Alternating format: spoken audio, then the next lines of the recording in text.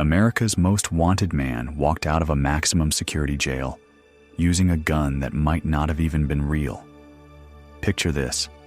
A guard stands frozen, staring down the barrel of a pistol. Smooth, black, lethal. He drops his keys. The prisoner smiles. And then he vanishes into the night. Except, historians still argue whether that gun was carved out of wood.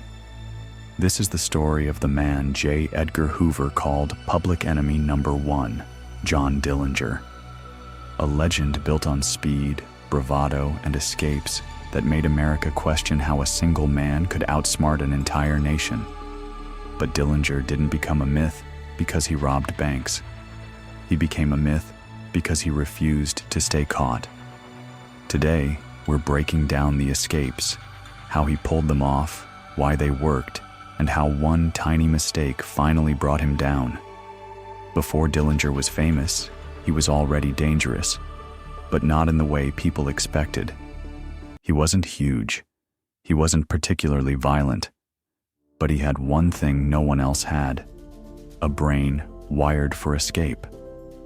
In 1933, Dillinger was arrested for a small-town robbery and thrown into an Ohio jail that believed itself escape-proof.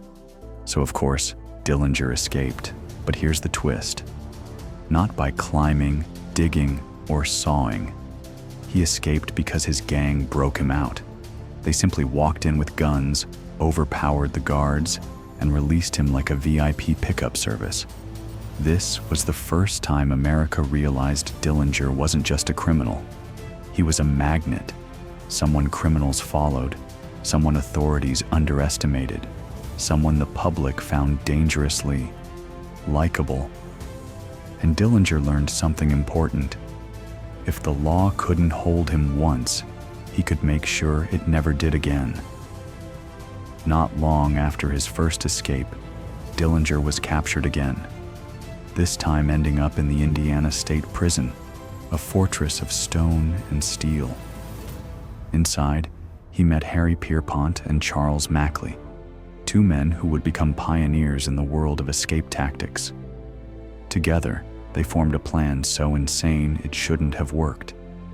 They smuggled in guns inside a box of thread, and once armed, they stormed out of the prison like they owned the place. But here's the delicious irony. Dillinger wasn't even there. He was locked up somewhere else at the time. But this escape mattered because the men who broke free would soon break him free. A jailbreak chain reaction that only made Dillinger more infamous. He was becoming a symbol, not of crime, but of impossibility. Every time the system tried to hold him, the universe seemed to say, "Not today."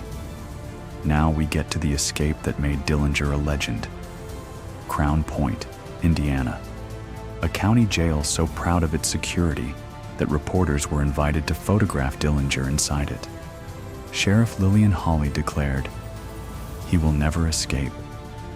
You can probably guess what happened next. The official story goes like this. Dillinger whittled a gun out of wood. He colored it with shoe polish. Then he pointed it at the guards and walked out, stealing the sheriff's car for extra style points. Whether the gun was real or fake is still debated. But here's the truth historians agree on. The guards believed it, which means Dillinger didn't just rely on weapons. He weaponized fear, confidence, timing, and charm. He walked out of Crown Point like it was a stage play, and he was the lead actor. America had never seen anything like it. Newspapers called him a folk hero.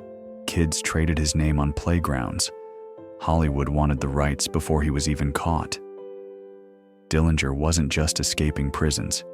He was escaping the static life that the Great Depression had forced onto millions. He was the fantasy of freedom, personified. Here's the part most documentaries skip. Dillinger remained free not because he was fast, but because he was smart. He constantly changed his appearance. He avoided patterns. He used safe houses. He relied on loose networks rather than loyal partners. He even attempted plastic surgery to alter his face. A procedure so painful, he had to be held down as doctors scraped away layers of skin. But the walls were closing in. The FBI wasn't just hunting him anymore, they were evolving because of him.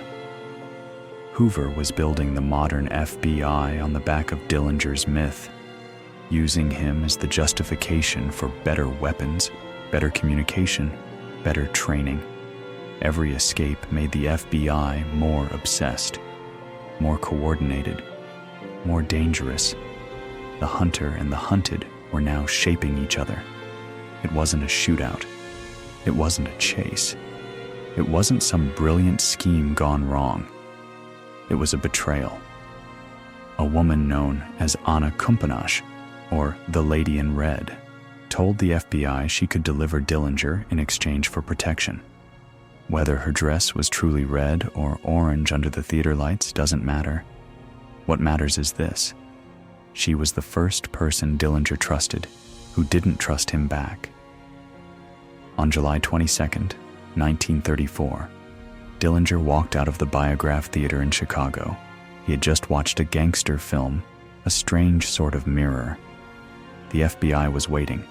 Agents closed in. For the first time in his life, Dillinger didn't run fast enough. 3 shots, a stumble, a legend ends in the gutter. But the myth, that never died. John Dillinger didn't change crime. He changed storytelling. He turned escapes into theater. He turned the FBI into a modern force. He became the anti-hero of a nation that felt trapped by poverty, fear, and boredom. And the biggest irony? He wasn't the most violent, or the richest, or the most successful criminal. He was simply the one who refused to stay caught, again, and again, and again. Because every time a door slammed behind him, he didn't see a cell. He saw a puzzle he could solve.